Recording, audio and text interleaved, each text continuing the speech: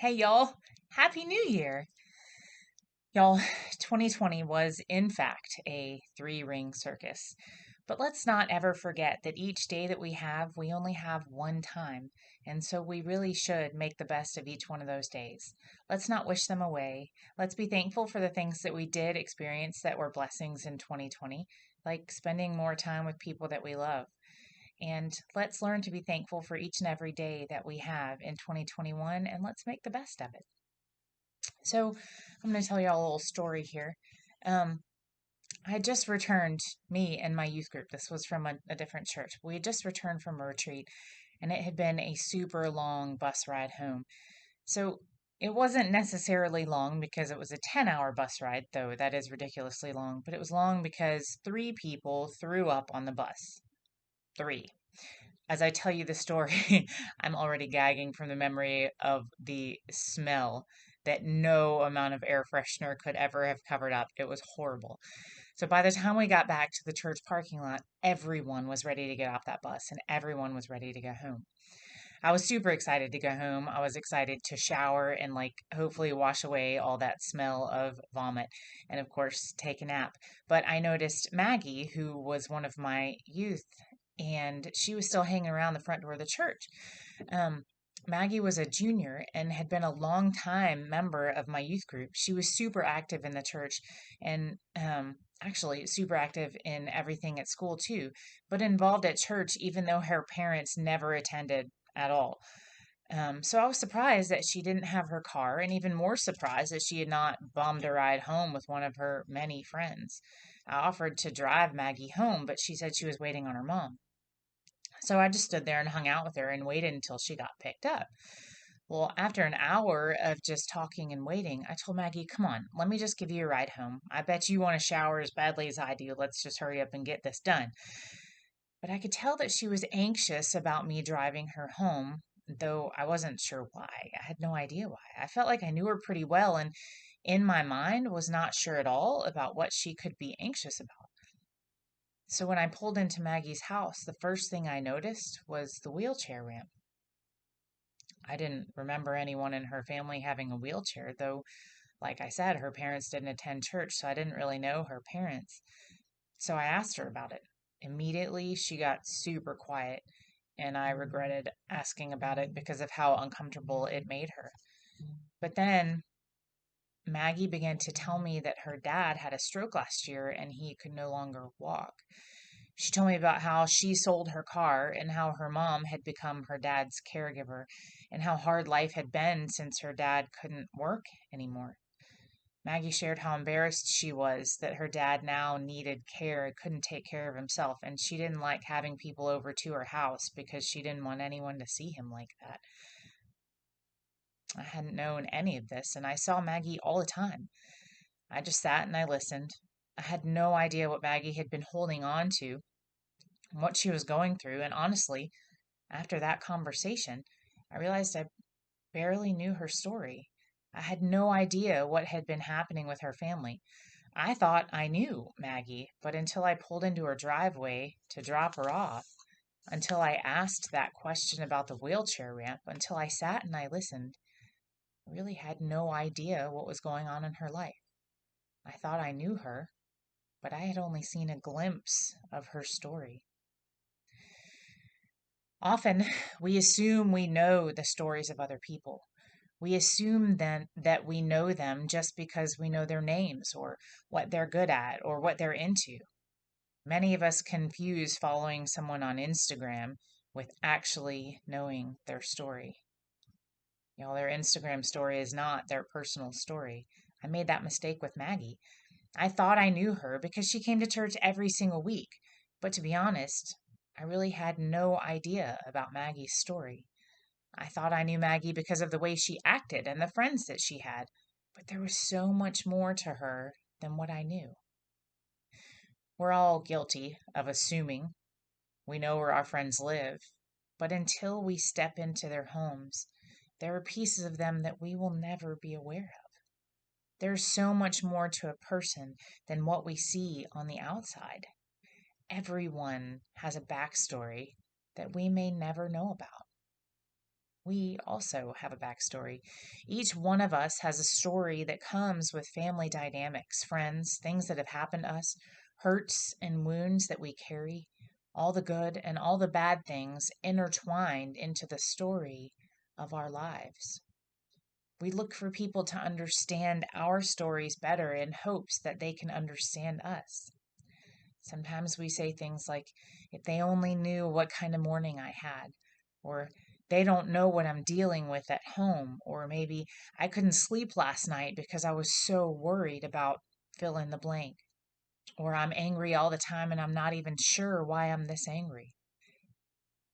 We think these things for ourselves all the time, but sometimes we forget to think about them in the moments when our friends lash out in anger or a family member is rude to us. Immediately, we get upset with other people, but do we ever take a moment to sit back and wonder why they might have snapped at us? We've all had those mornings, the mornings where we oversleep, spill coffee down the front of our shirts, and still miss the school bus or still end up being tardy to class. When our day starts like that, we can become victims of our own emotions. So, giving grace to our friends and our families in these moments is so important because the reality is we never know what they're facing. We rarely try to understand their backstory, and because of that, we miss out on being personal with them and knowing the story of who they really are and what they're really going through. Over and over and over in the New Testament, we see Jesus take the time to understand the people he met. He took the time to have conversations and share meals with people no one else would spend time with. Jesus looked for the opportunity to get personal with people. We've been talking about this guy named Zacchaeus now for the last couple weeks and how Jesus just walked into his life. Zacchaeus was not exempt from how Jesus impacted the lives of people that he interacted with. So let's check this out. Think about what Jesus does to try to know Zacchaeus. I'm reading again from Luke chapter 19, verses 5 and 6. It says, when Jesus came by, he looked up at Zacchaeus and called him by name. Zacchaeus, he said, quick, come down. I must be a guest in your home today. Zacchaeus quickly climbed down and took Jesus to his house in great excitement and joy. Jesus invited himself over to Zacchaeus' house and took time to enter Zacchaeus' everyday context. Jesus knew it was risky, but he also knew that there was more to Zacchaeus than what everyone in town thought they understood about him as the tax collector. Luke 19, verse 7 goes on to say, but the people were displeased. He has gone to be the guest of a notorious sinner, they grumbled. It clearly did not go over with people in town that Jesus had gone to sit and have dinner with Zacchaeus. They were all talking about it. The thing about Jesus is, he didn't conform to the world's standards. He was looking to connect with Zacchaeus on a greater level. Jesus didn't care what the townspeople thought or what they were saying. He wanted to step into the place Zacchaeus was most comfortable in order to get to know him. And that place was his home. Your space, my space, our home is where we let our guard down. It was the place that Jesus knew he could get closer to Zacchaeus and learn more about the real man that Zacchaeus was. Where we live is more than our physical address. Understanding our circumstances and situations is the window into who we really are. There's a part of our story that not everyone gets invited into, but here's the thing. Jesus is God. He already knew Zacchaeus' backstory, but Jesus spending time in Zacchaeus' home made it more personal for Zacchaeus. He was able to connect with Zacchaeus in a way that the crowd, the townspeople, were not willing to. Jesus showed that he wanted to get to know Zacchaeus in a bigger way and to really understand him. And he did it by getting personal and showing up where Zacchaeus lived. When it comes to understanding our own stories and the stories of other people, we can take a look at the life of Jesus as he sought out ways to get personal with people and to understand their stories. Take a look at this verse in Philippians. I'm reading from chapter 2, verses 5 through 8. You must have the same attitude that Christ Jesus had. Though he was God, he did not think of equality with God as something to cling to. Instead, he gave up his divine privileges. He took the humble position of a servant and was born as a human being. When he appeared in human form, he humbled himself in obedience to God and died a criminal's death on a cross. Jesus stepped into our world as a human. He walked the earth to be part of our story, to experience our world and where we live. Jesus made God personal for us. When we read the stories of Jesus, we forget that he had sorry. I lost my place in my notes. When we read the stories of Jesus, we forget that he had moments that allowed him to understand and connect with our own stories. The same exact moments from our stories may not have happened to Jesus, but we can't forget that as a human, Jesus experienced human things. He was once a baby. He pooped in his diaper and he cried all night, just like we did. He had to deal with siblings. He was forgotten by his parents. That actually did happen. He experienced loss as one of his best friends died. He questioned his own purpose. He dealt with people ridiculing him and doubting him. He knows, y'all. He knows the hurts that we carry, the worries that we have. He knows the doubts that we have in him and the things that keep us up at night. He knows your hopes, your dreams, and your prayers, and mine too. But he doesn't simply know them. He wants to step into your home, the place that is personal to you, and wants you to know that he doesn't just know your story, he understands it. Here's the truth. It's personal because Jesus understands your story. And since he can understand our stories, we can take steps in our lives to connect with him, also to connect with ourselves and to connect with other people. So let's get real for a second. Can be hard, absolutely can be hard to let people into our lives and let people know where we live. It can be easy to hold on to our secrets because we don't want people to judge us. We think in our minds about the responses that other people may have to our stories or to our lives, so we hold tight to them. Sometimes we can even feel that our stories are too big for us to handle on our own. How could we possibly expect anyone else to get it? The beautiful thing is, when we can begin to boldly share our stories with other people, it gives them this sense of permission to share their stories too. And when we share our stories, when we share who we are, we're sharing about our relationships with God and about the work that God does in our everyday lives, though sometimes we don't even realize it. So here's a few ideas on where we can start.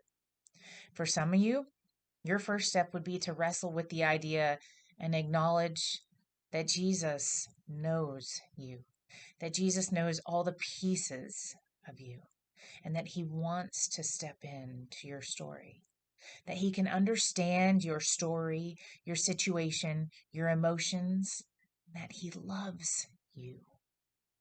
Jesus knew Zacchaeus. He knew all the rumors about his life and how he was an outcast from his community, how people hated him for his job, and how he treated others. Jesus knew that, but also knew that there was more to the story of Zacchaeus. Y'all, Jesus wants to step into your life. He wants to get personal with you just as he did with Zacchaeus. So another place to start for others would be to let someone else into your story?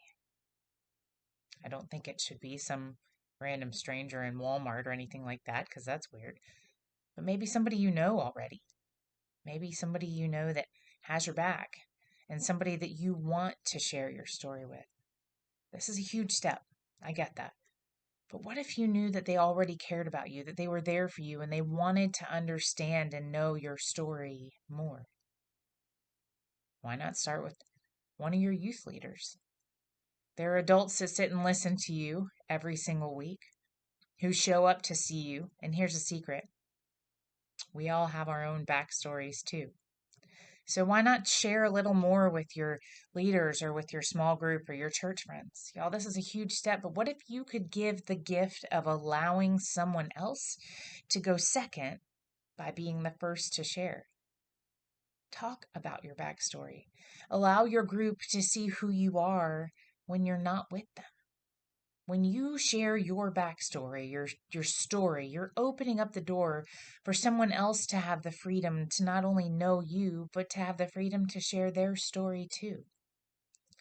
Allowing someone to see who you are behind closed doors can allow you to make connections with people you might have never connected with before.